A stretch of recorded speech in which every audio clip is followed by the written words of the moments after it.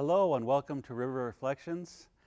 We are a broadcast ministry of River of Life Ministries in Walker, Michigan, just outside of Grand Rapids.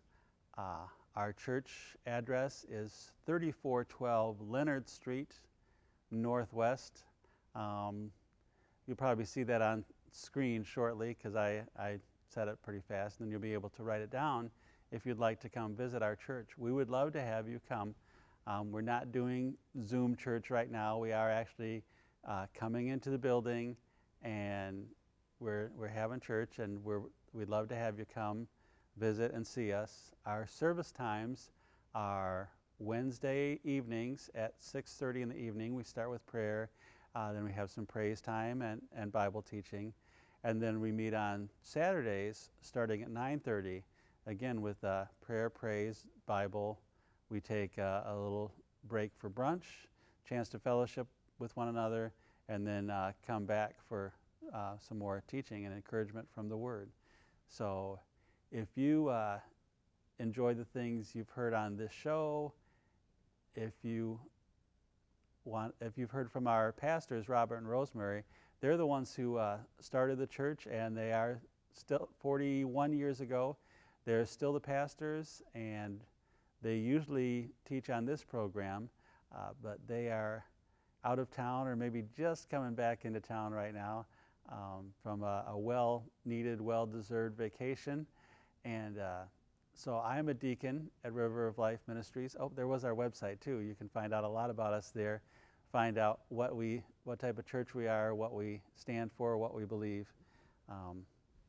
But I'm Richard Meninga. I'm a deacon at church, and I'll be doing the teaching at River Reflections this evening. So thinking about this message, I'm just thinking about us, humans, people. Here we are, all of us people. Am I right?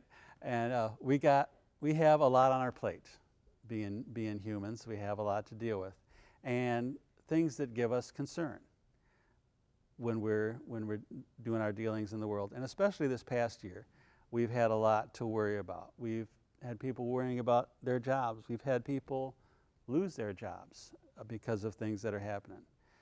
We worry about the economy, not just our local economy, but even nationally and globally.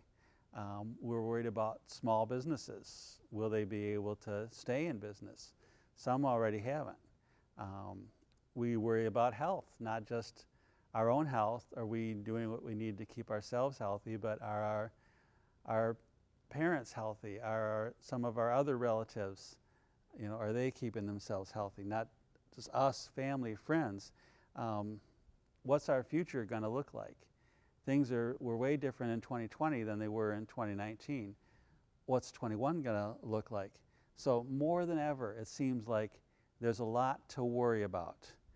But worrying is not what's going to get us there. God wants to get us through this, but He needs to change us from being a worrier, and He's going to make us into a warrior.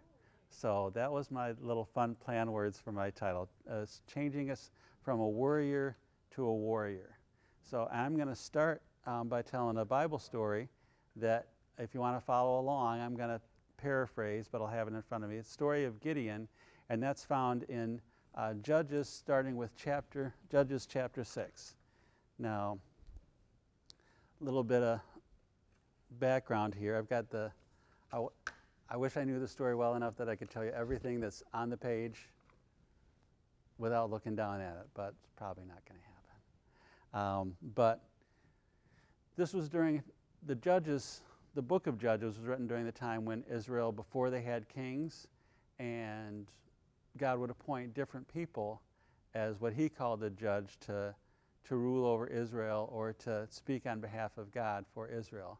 And Israel still had a cycle, just like it did in the kings, of it would do things right and God would prosper them, and then they'd maybe do some things wrong and God would judge them, or God would give them over to their enemies. And in Judges 6, it said that Israelites did evil in the eyes of the Lord, and for 7 years He gave them into the hand of Midianites. And because the power of Midian was so oppressive, the Israelites prepared shelters for themselves in mountain cliffs and in caves and in strongholds. They were just hiding in caves and cliffs because the Midianites were so oppressive. And it says when they went and they planted their crops, as soon as they did that, like the Midianite army would just like come through, and it said even their camels were too numerous to count, and they would just like ravage the land. They'd destroy their crops, and said they were almost like locusts on the land, these people from Midian. And then they'd leave, and there'd be nothing left. And so they invaded the land, and Midian so impoverished the Israelites, it said they called out to the Lord. And so when the Israelites called out to God, God sent a prophet, says, this is what the Lord says, I brought you out of Egypt. I rescued you from the hand of Egypt and delivered you from your oppressors. And I told you that I am the Lord your God, and not to worship any other gods. But you worship the God of the Amorites, in whose land you live. You didn't listen to me. So God told him, this is why this is happening, because you weren't listening to me. But I've heard you, and God still heard their cry for deliverance. So he was going to send somebody to deliver them, and that was Gideon.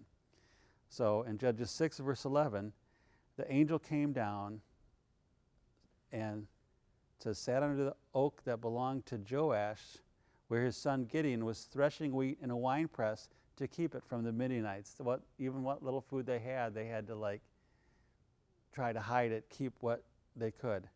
And the angel appeared to Gideon, and the angel said, the Lord is with you, mighty warrior. And right from the start, that's how the angel addressed Gideon, as a mighty warrior. And Gideon's like, excuse me, if the Lord is with us, then why has all this happened to us? And where's all the wonders that our ancestors talked about when they were in Egypt, all the things that they said that the Lord did for us in Egypt? I'm not seeing that. I feel like the Lord abandoned us and left us in the hand of these Midianites. But then the Lord said to Gideon, says, go in the strength you have and save Israel out of Midian's hand. Am I not sending you? And again, he talked about the strength that Gideon had and called him a mighty warrior. And again, Gideon's like, pardon me, excuse me, Lord, but how can I save Israel? Because my clan is like the weakest one in Manasseh, and I'm the smallest one in my family. I'm the least. So the Lord answered and said, I will be with you, and you will strike down the Midianites, and you'll leave none alive. So Gideon, you can see right from the start already in this story, he's a warrior. First he's like, I haven't seen God doing the things I've heard about in Egypt. He's like, don't know how he's going to use me to get all these people, because little tribe, little guy. He wasn't seeing it. He didn't have that same vision that God clearly did when he called him a mighty warrior and to go in the strength he had. So moving on, Gideon said, okay, God, if this is really you and you're really choosing me, I need you to give me a sign that it's really you. So can you just wait here? I'm going to go and get my offering and put it before you. And Gideon left, and he came back with some meat and this loaf of bread that he made, just some unleavened bread, and some broth. And so he brought this out to the tree where the angel of the Lord was. And the angel of God said, take the meat and the bread and place them on this rock and pour out the broth. And so Gideon did as the angel of the Lord directed him, and the angel just touched that meat with the tip of the staff that the angel had, and it says fire from the rock came out and consumed the bread and everything that was there. And then the angel of the Lord disappeared. And when Gideon realized that this is the angel, he's like, oh my, I've seen God, angel of the Lord, face to face. But then God said to him, Gideon, be at peace, don't be afraid, you're not going to die. So Gideon built an altar there and called it the Lord is Peace. So Gideon needed a sign, but he got it. He's like, okay, I believe it now.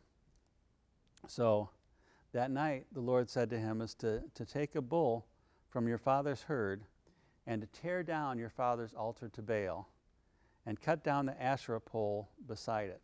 Now, again, we had seen that the Israelites were following other gods, and they still had altars to Baal there. So Gideon thought, okay, I've got to do this thing because God is telling me to, but he was still kind of scared. So he took some of his men and servants, and he did it at night so that nobody would see him. So at night he went out and he took down the altar of Baal, and he cut down the Asherah pole, and he basically built the altar to sacrifice the altar to God and put that ram there. So in the morning, the townspeople got up and they say, whoa, whoa, who did this? Who tore down the altar of Baal and who tore down the pole? And they did some asking around. They were able to find out it was Gideon, the son of Joash, that did it. And so the people went to the house of Joash and said, bring out your son. He needs to die because he tore down Baal's altar and he cut down the Asherah pole beside it. But Joash kind of hushed the crowd. It's like, are you pleading now on Baal's behalf? Are you going to stand up for his cause? He said, if Baal is really a god, let Baal contend for himself. You know, Baal to be able to deal with that as a god, be stronger than you are. And so they actually gave Gideon the alternate name of Jerubbaal, or let Baal contend with him. So that was the first thing in Gideon's step, is to get the idolatry out from his house, from his father's house, and to tear that down so he could start serving God more purely. Now, it's time to get together an army because God says you're going to fight against these Midianites. So Gideon gathered all kinds of people. He, from the Midianites, Amalekites, other peoples, joined forces to cross over. And the Spirit of the Lord came on Gideon, and he's getting all the people to follow him. He sent messengers, and Gideon's got like all the people now, but he's like a little scared still. And he says, okay, God, I know this is what you told me was going to happen, but I'm not sure I believe it yet, so I want to do this other test. I want to take this fleece, and I'm going to set it on the ground. And in the morning, if like the ground is dry, but the fleece is all dewy and wet, then I'll believe that it's you. And so he did that. The next morning, the dew was wet. He was able to wring out a whole bowl of water out of that dew. And then he thought, oh, okay, God did what I said, or maybe it was just a fluke. Maybe that's just the way the land is here. It wasn't enough for him. He said, God, excuse me, just please don't be angry with me, but can we like flip the script and like I'm going to do this again, only this time I want the ground to be all wet and the fleece to be dry. And in Gideon's timidity and worrisomeness, God still reached out to him where he was, and he made that sign happen, and he made the fleece dry while the ground was covered with dew. So Gideon's like, okay. So he gets, now we're on to Judges chapter 7. So Gideon gets up in the morning, and he's there with his men. He's got like 32,000 guys, and God says to Gideon, you have too many men. If all you guys do this, you're going to just be like boasting about how strong you all were against these Midianites, and I want people to know that it was me, God, that gave you that victory. So here's what you're going to do, Gideon. You're going to talk to your men, and you're going to say, if anybody is afraid to do this, if you're fearful, if you don't want to do this, if you'd rather go home than be part of this army to fight against the Midianites, then go ahead. You can go home. And a lot of the guys like, okay, you don't have to ask me twice.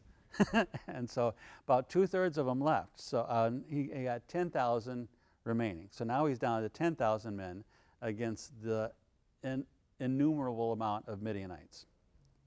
The Lord said, nope, still too many men. No, I got a thing I'm going to do for you. You take them down to the water, and I'll help you sort out who to keep and who not to keep. So he took the men down to the water, and the men that like cupped the water with their hands and lapped it out like that, you keep. But the men that kind of got down on their knees and just like licked the water like right out of the stream, like, we don't need those. We're gonna keep the men that cupped the water in those hands. And after that thinning, we got down to like 300 men. 300 men that actually like lapped with their hand. So, and Gideon sent all the rest of them home. So here they are, they're 300 guys, they're about to do this. But you remember Gideon, he started out with like 32,000. So he's down to less than 1/100th of what he went out with. And but God knew Gideon. God knew his fear, some of his worry. And during the night, God said to Gideon, get up and go down into the camp because I'm going to give it to your hands. It's like, don't be afraid to attack. But if you're afraid to attack, I want you to go to the camp and bring your servant and listen to what they're saying. And afterwards, that's going to encourage you. And so Gideon, of course, took the opportunity. So he and his servant went down just to the outskirts of the Midianite camp. And he's listening by one of the tents. And just as Gideon got there, here's one man telling the other man, I had this dream.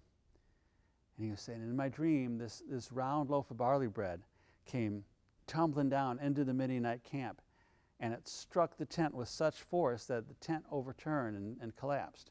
And his other friend responded, it's like, this can be nothing other than the sword of Gideon, son of Joash, the Israelite. God has given the Midianites and the whole camp into his hand. So God was giving them dreams. The word was spreading about Gideon. The fear was already there in the Midianites before Gideon was there. So Gideon heard the dream. He heard the interpretation. He bowed down and worshiped. He finally got it. It's like, okay, this is something God is doing. This is not something that I'm doing. So he split them into groups of 100. He's like, okay, guys, watch me. Follow my lead. And so he got to the edge of he said, do what I do. So when he got to the edge of the camp, he's like, we're going to blow our trumpets, and he gave them torches and pots, and he said, break the torches, break the pots so that people see the torches. We're going to blow the trumpets. And when they reached the edge of the camp, Gideon and his men did that. All the other men did that. And I don't know what it sounded like in the Midianite camp to hear all these crashing and then see the torches, and then you're hearing the sound of trumpets. But when that happened, when the three companies blew their trumpets, smashed their jars, it said, well, in Judges 7:21, while each man held his position around the camp, all the Midianites ran, crying out as they fled. And when the 300 trumpets sounded, the Lord caused the men throughout the camp to turn on each other with their swords. So Gideon and his army, they stood there in their position, and they were obedient to the things that they did. But God caused the men to flee. God caused them to turn on each other with their swords. And then the army started fleeing away from that spot, and Gideon called some of the nearby countries to come against the Midianites. And they cast them out. They sent them far. They even got two of the Midianite leaders and killed the leaders there. And Gideon was known from that point on as like the warrior. He was the one that defended the Midianites. This was Gideon. So it took a long time. It took some things and some thinning of the herd, but God turned Gideon from that worrier to a warrior. And did Gideon have to be a mighty swordsman? Did Gideon have to fight? No. God fought the battle for him. Gideon just had to be obedient. He was available and he was willing to do that. And the willingness took some persuasion, but he didn't say no. He didn't say, no, God, I don't want to do this. Another story is the story of Moses. And I'm going to start reading or paraphrasing from Exodus 3. But now, Moses, there was a time when he was living in Egypt, and he saw his people getting oppressed, and he killed an Egyptian, and he thought nobody saw it, but when he was found out, he was scared, and he fled to the hill country. He went away from Egypt, and in his mind, it was going to be never to return. He didn't want to be that. He was basically the guy that ran away. But now in Exodus 3, Moses was tending the flock of his father-in-law, and he saw this bush that was burning, but it wasn't burning all the way up. So he's like, okay, I got to go look at this weird, strange thing that's happening with the bush that's not burning up. And the Lord called him from within the bush, and Moses said, I'm here, Lord. And God told him this is sacred ground, don't come closer, and take off your shoes.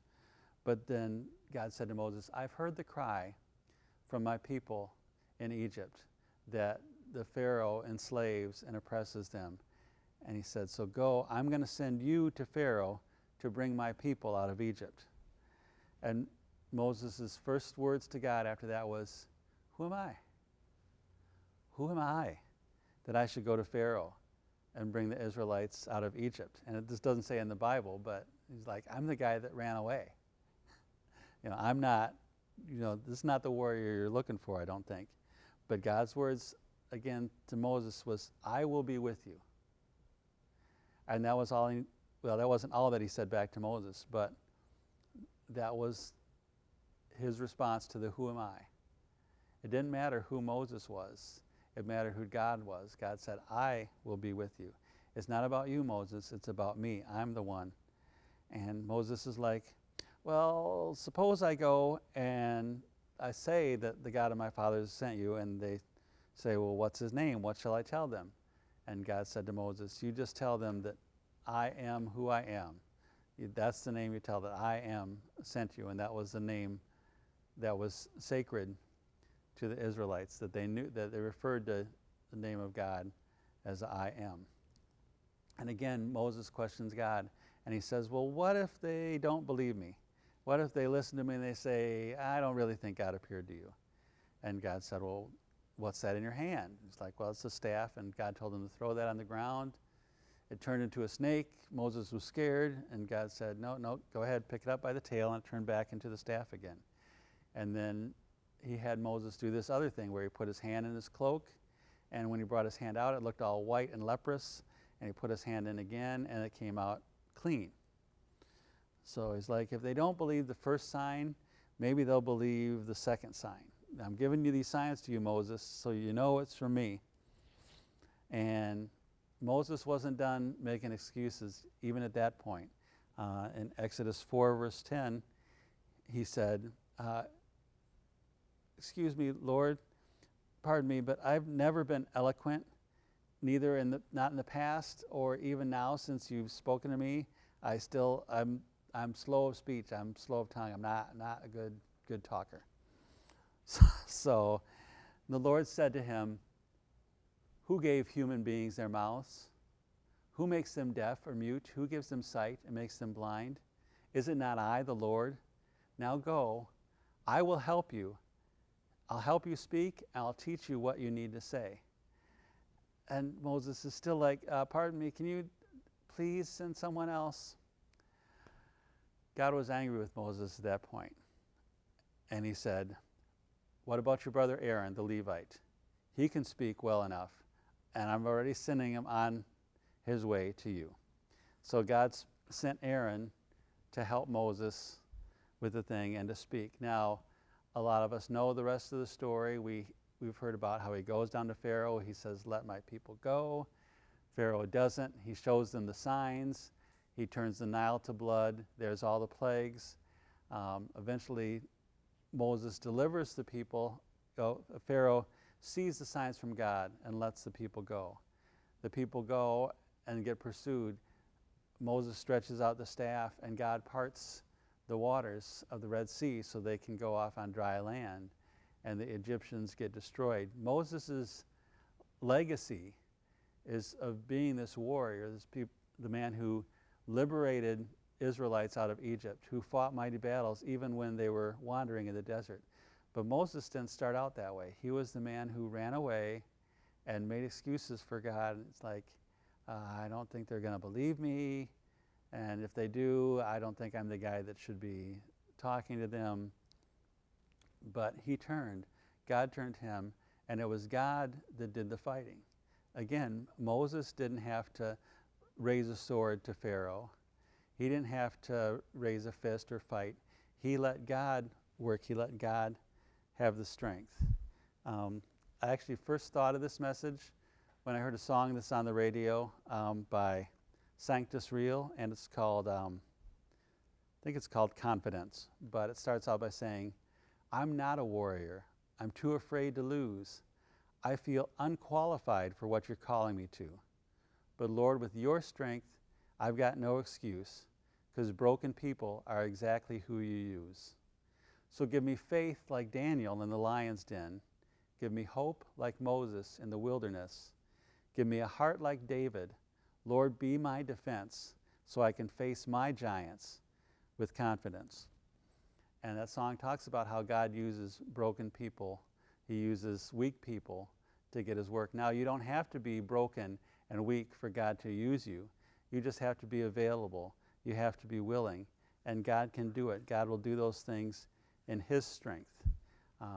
His might will work through you. So my encouragement to everybody is just to, instead of looking at yourself and your flesh, what you can do or how well you can speak, if you feel like God is urging you to do something, even something simple like talk to a coworker about God, talk to a coworker about something you learned in church, something simple, something that might seem hard to you because, like, I don't talk to that person. God wants you available and willing. And if you're worried about what God can do for you, realize that God is the one that does it. And it's not about the vessel. It's not about who you are. It's be available, be willing, and God can use you. God can do mighty things in you, and he can make you a warrior. Thank you for listening.